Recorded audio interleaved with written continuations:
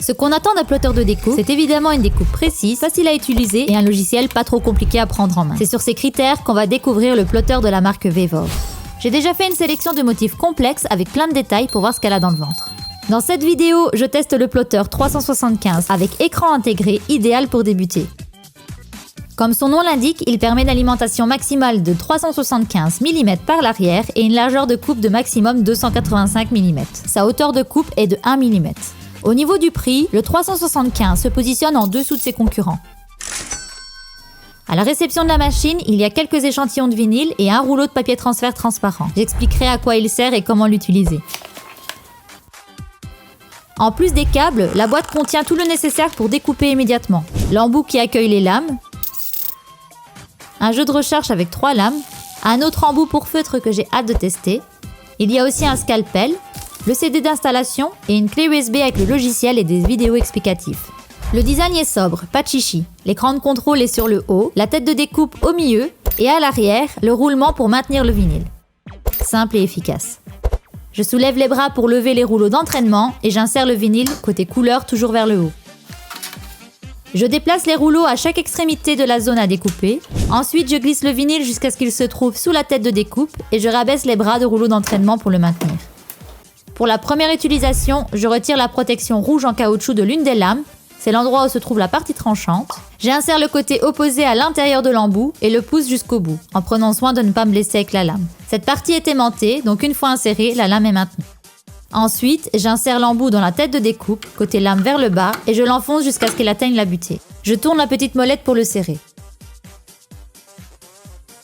Sur l'écran LCD, le bouton Live permet de régler le point de départ de la découpe, c'est-à-dire la position où la découpe commence. Avec les flèches gauche et droite, je déplace la tête de découpe et avec les flèches haut et bas, j'avance ou recule le vinyle. Les valeurs précises sont affichées à l'écran avec la position X et Y. Je valide avec le bouton Origine. La position est enregistrée et l'écran bascule vers le mode pour gérer la pression de coupe et la vitesse. Il n'y a pas de valeur de référence puisque chaque vinyle ou chaque matière a son propre réglage. Ce qui est bien avec ce modèle, c'est que je peux réaliser un test de découpe avant de travailler mon modèle définitif. Ça permet de trouver la valeur optimale de pression et de vitesse. Un vinyle est composé de 2 éléments. La couche du dessus, c'est le vinyle, et celle d'en dessous, c'est un film de protection. L'objectif est d'appliquer une pression suffisante pour découper le vinyle sans entamer le film de protection en dessous. Comme c'est la première fois que je teste ce vinyle, je n'ai aucun repère. Je tente au pif une vitesse de 160 mm par seconde et une pression de 30 grammes. On verra ce que ça donne et j'ajusterai au besoin. Coup de bol, la découpe est parfaite. C'est exactement le résultat que l'on recherche. La découpe est nette et uniforme, la lame n'est pas passée au travers du film de protection, les bords sont super bien découpés, du coup, le carré s'est décollé facilement. Cette étape est très importante. Une découpe parfaite facilite le décollage du vinyle par la suite. Donc, je vous conseille de faire autant de tests que nécessaire jusqu'à trouver la valeur idéale comme ce carré.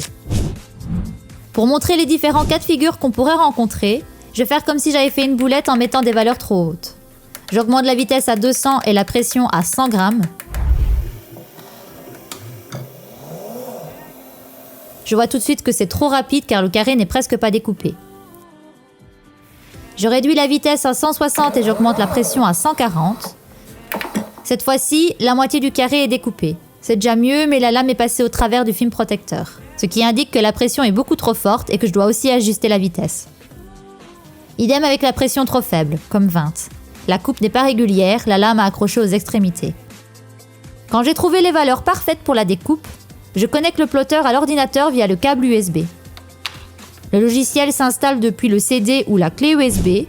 Elle contient le manuel de la machine et quelques vidéos explicatives sur l'installation du logiciel. La licence se trouve dans les fichiers de la clé ou sur la pochette du CD. Au centre se trouve ma zone de travail. À gauche, ce sont les outils pour modifier l'image. En haut, les options pour convertir mon fichier en instruction pour le plotter. J'importe mon image en la glissant-déposant. Comme expliqué au début de la vidéo, le but est d'évaluer la précision de découpe de cette Vevor. Je pense qu'avec un motif comme celui-ci, avec beaucoup de petits éléments et des formes complexes, on va vite se rendre compte de sa capacité de découpe. Ce motif, je vais l'appliquer tout autour de ce verre. Premier réflexe, je prends les mesures. La hauteur 20 cm et la largeur 14. Je sélectionne mon image et je la redimensionne en ajustant les bords ou en modifiant les valeurs manuellement.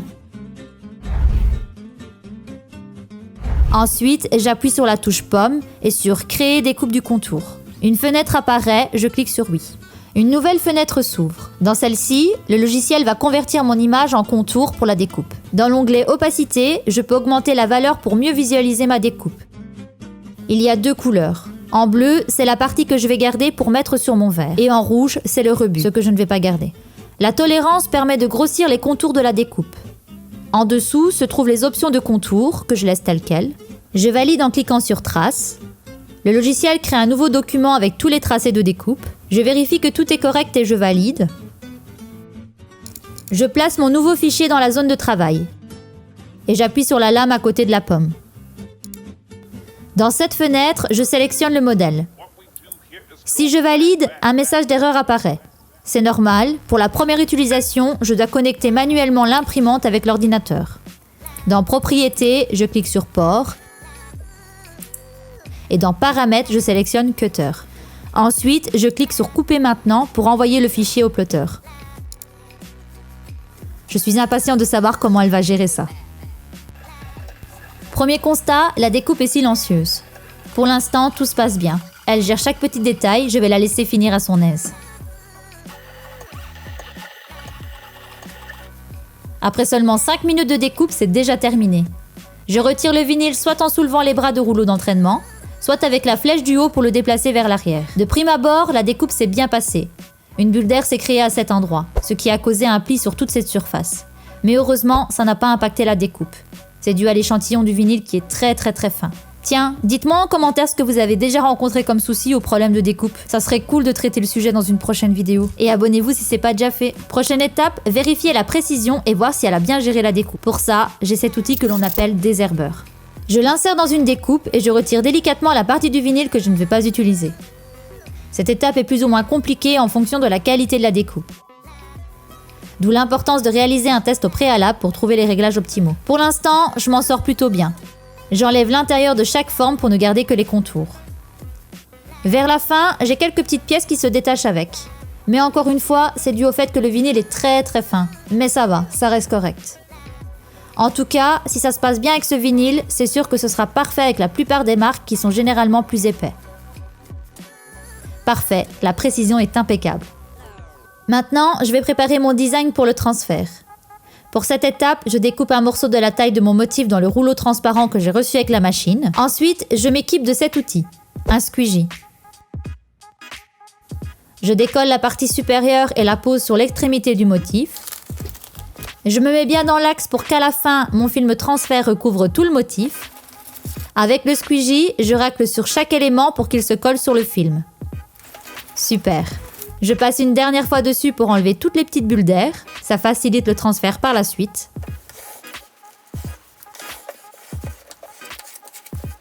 Bon, je m'attendais à ce que le film ait du mal à coller sur mon design. Comme le vinyle, il est très fin. Mais finalement, il adhère parfaitement. Je sais déjà que ce sera facile de le transférer sur le verre. Avant de passer à la dernière étape, je dégraisse le verre avec un coton et de l'alcool à 70 degrés. C'est aussi une étape très importante pour assurer que le motif tienne dans le temps et ne se décolle pas par la suite. À faire systématiquement parce que même si mon verre semblait parfaitement propre, le coton révèle qu'il y a encore de la poussière dessus.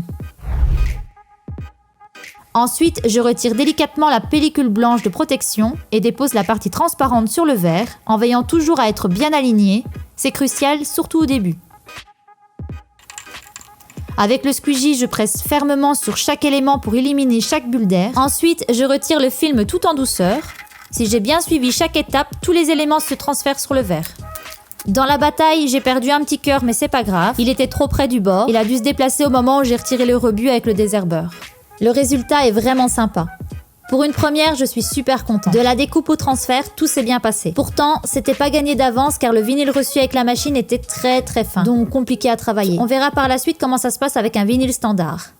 Le motif est parfaitement transféré. Aucune bulle d'air ni imperfection, le rendu est lisse. C'est une réussite, je valide. Maintenant que je suis lancée, je vais tester une superposition. C'est le fait de superposer 2 vinyles différents l'un sur l'autre. Ça permet d'ajouter une nouvelle couleur ou une autre matière par-dessus et d'embellir un dessin. Je vais voir si c'est possible de le faire avec les vinyles reçus avec la machine. Comme la précision est nickel, je repars sur un motif complexe, avec des morceaux de citron et des petites fleurs. Bref, encore plein de détails pour la mettre en rude épreuve. Lors de mon premier essai, un pli s'est de nouveau formé sur le côté de ma feuille et une bulle d'air s'est formée sur le vinyle. Encore une fois, le vinyle est très fin. C'est pas facile à travailler.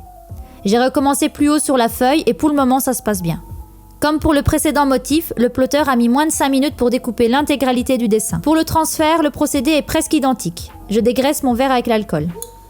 J'enlève la partie que je n'ai pas besoin. Ça vient tout seul, signe que la découpe est super bien réalisée. Idem pour le jaune, même les petits pois sont parfaitement découpés. Cette fois-ci, avant de transférer le motif, je superpose les 2 couches l'une sur l'autre. Je commence par la couche du haut, donc le jaune. Je le dépose sur le film transfert par-dessus. Je racle avec le squeegee. Ensuite, j'enlève complètement le film de protection blanc et je le dépose sur ma couche de blanc. Cette partie est un peu délicate car je dois aligner parfaitement le motif par rapport à l'autre. Une fois que c'est fait, un petit coup de squeegee sur chaque élément.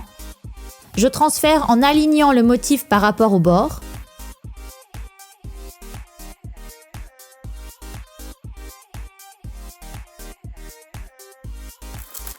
Voilà le résultat. Le fait d'avoir 2 couleurs apporte une touche encore plus sympa.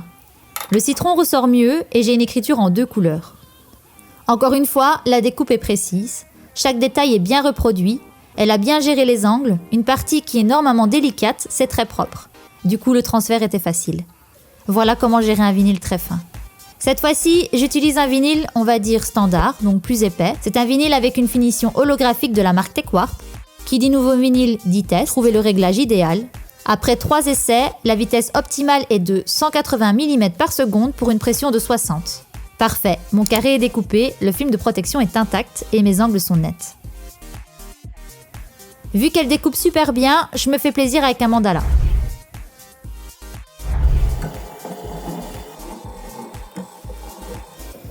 Après 6 minutes de fonctionnement, elle me sort une découpe nette, les bords sont encore une fois précis, ce qui rend le désherbage super facile.